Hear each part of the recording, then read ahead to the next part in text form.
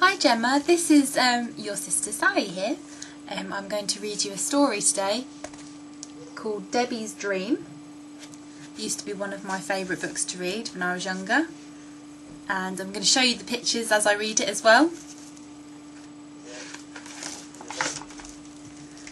It was a freezing cold day. Snow was thick on the ground and an icy wind was blowing. Debbie was so pleased to see the snow that she rushed out after breakfast to play with her friends in the park. There's a picture there of her friends playing in the park. Here. But she had forgotten to put on her coat and gloves and hat. When she got home, she was shivering with cold, and her teeth wouldn't stop chattering. Her mother took one look at her and said, "Let's get you straight into a nice warm bath. That should get the chill out of your bones." But Debbie still shivered. And there's a picture of her there.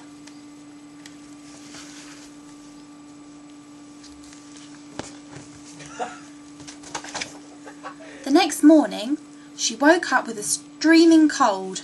Her nose was running, her eyes were red and sore, and her head and throat ached. Outside she could hear her friends calling to her to come and play. "We're going tobogganing," they cried. "Why don't you come with us?" But Debbie's head was spinning and her legs felt like cotton wool. And there's a picture of her. She's feeling very poorly. "You better stay in bed," said Mum. "Have a good night's sleep, and later on I'll ask the doctor to take a look at you." Debbie was very glad to lie back on the pillow and close her eyes. She was very sleepy.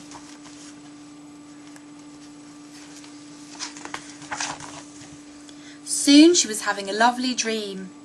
A gentle snowman was dancing with her, and he was singing, "Come away with me to the mountains, Debbie. Come to the land of the Winter King. I will show you places of ice and trees and silver, and you will eat the sparkling snow fruit hanging from the branches." Look at the picture of her dreaming. Lovely.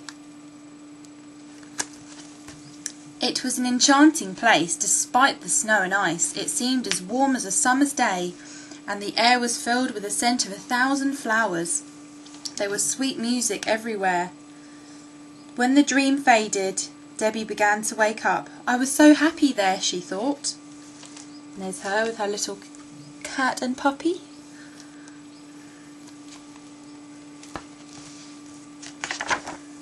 The doctor came. He took her temperature, listened to her chest, and made her open her mouth and say, "Ah." "Well, you've got a nasty sore throat," he said, "but another day in bed and you'll be absolutely fine, especially if you drink lots of water." All the time Debbie was sipping her drink, she was thinking about her lovely dream. "How I wish I could go there and see the Winter King's palace of ice," she said. "Why so sad, Debbie?" her mother asked. "In no time at all you'll be playing with all your friends again." Debbie told her all about the dream, all about the wonderful trees of silver, and how she longed to see and taste them.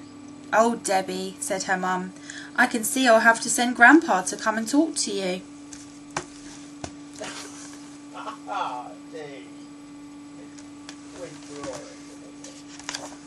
Soon Debbie heard a familiar voice at the door. "What's all this? Debbie in bed and unhappy? We'll have to do something about that." Ever since she could remember, Debbie had loved talking to her grandfather. He could always make her laugh when she was sad, and he told the funniest stories in the world. Now she started to tell him about her dream.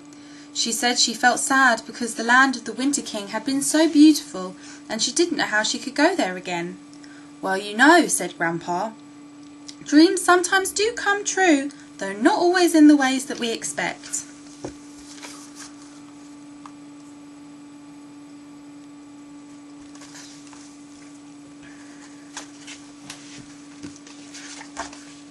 Debbie felt a lot happier. Right away, she knew her grandfather always told the truth. Her mother said she was well enough for her friends to come and see her, and soon they were all telling her the latest jokes and the latest news.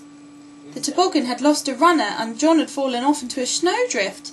Debbie laughed happily at their jokes. She was pleased to see them again. Next morning, Debbie was thrilled to get a letter from Aunt Betty. It said that Grandpa had told her about Debbie's dream. Do you know there are trees of silver in my garden? They may not be the same as the Winter King's, but they are very pretty. As soon as spring is here, why don't you come and see it for yourself? So reading the letter there.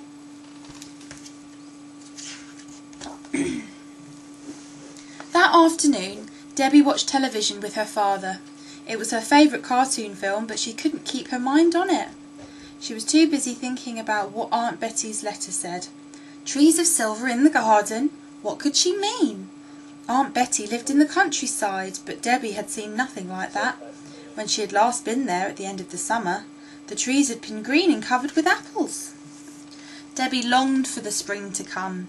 She couldn't wait to discover what Aunt Betty had meant. At last the snow began to melt, and little by little the weather turned warmer. Then one day, as Debbie sat at the window, she heard birds singing again in the garden. A robin landed on a branch next to her, and Debbie saw the trees were bursting into leaf.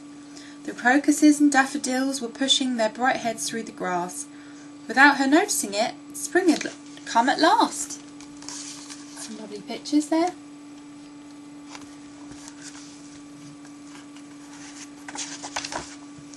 Debbie ran to find paper and a pen so she could write to Aunt Betty. Dear Aunt Betty, the sun is shining every day now, and the flowers are out in the garden. Spring is really here. Can I come and see your trees of silver? Is it really true? Can I come soon? I have been thinking about them every day.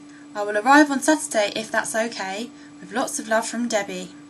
Debbie was so excited as she began to get ready for her visit. She loved going on journeys. There was always so much to see, so much fun choosing what clothes to take.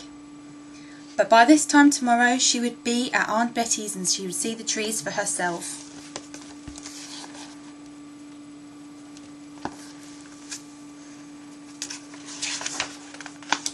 As soon as they reached her auntie's house, Debbie rushed into the garden. The apple trees, they were covered in tiny white blossom. So that was it, sparkling in the sun. They did look as if they were all made of silver.